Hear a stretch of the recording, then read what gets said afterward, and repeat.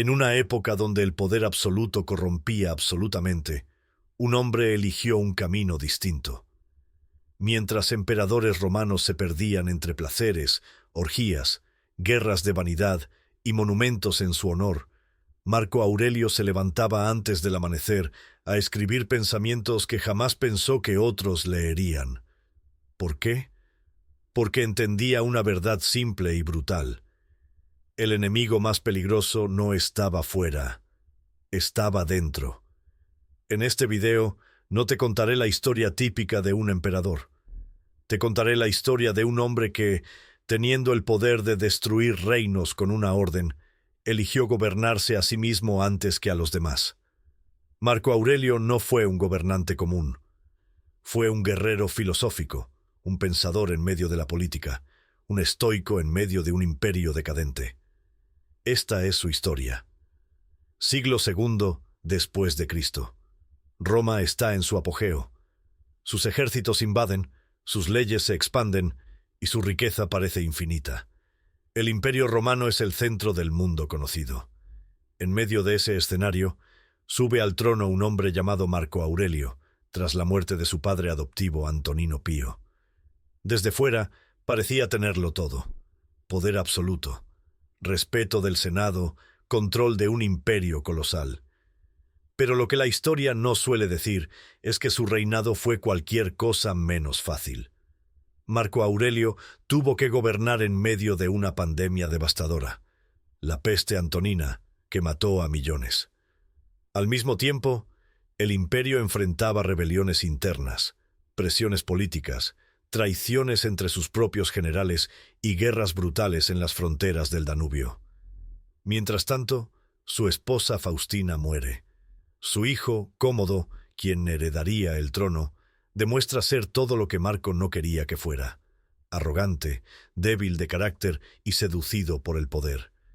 ¿Cómo mantenía la cordura un hombre así, enfrentando tanto dolor y tanta presión?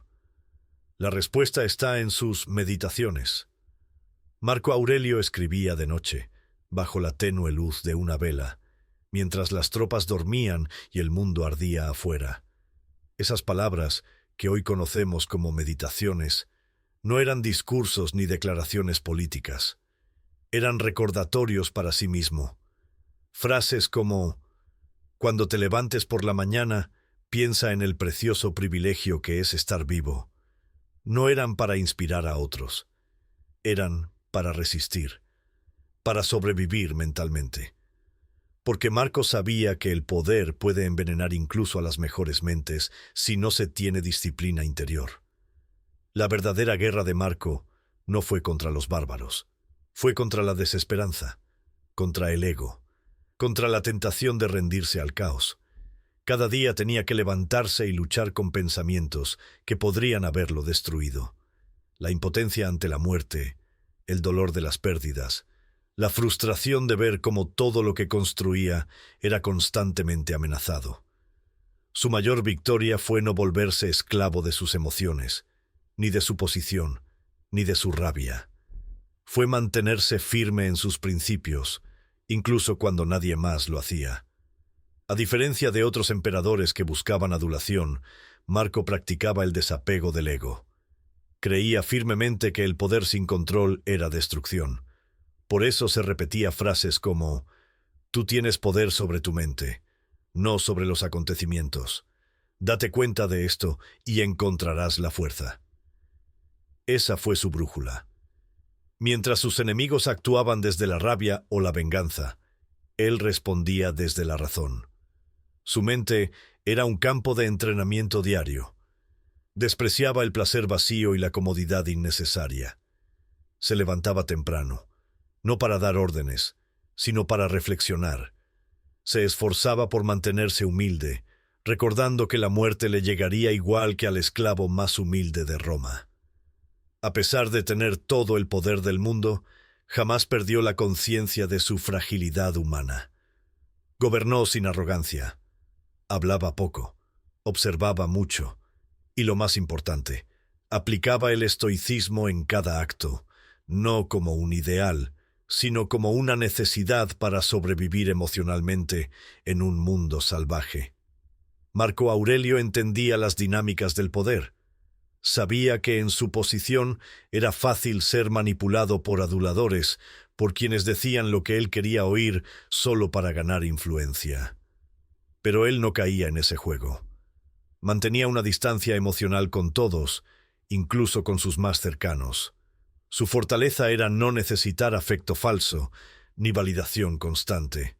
Y eso lo hacía más temido y más respetado. A diferencia de emperadores que gritaban para ser obedecidos, Marco usaba el silencio como autoridad. Su calma intimidaba más que los golpes.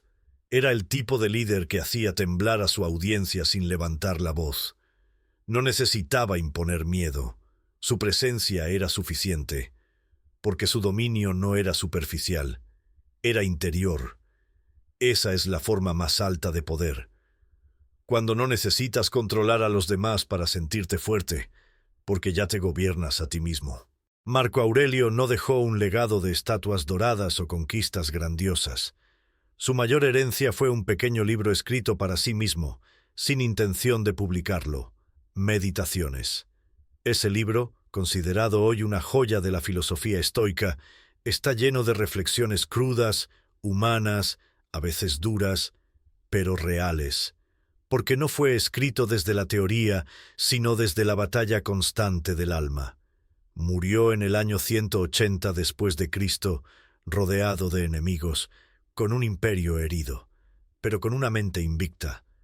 No dejó una imagen perfecta, dejó algo mucho más valioso.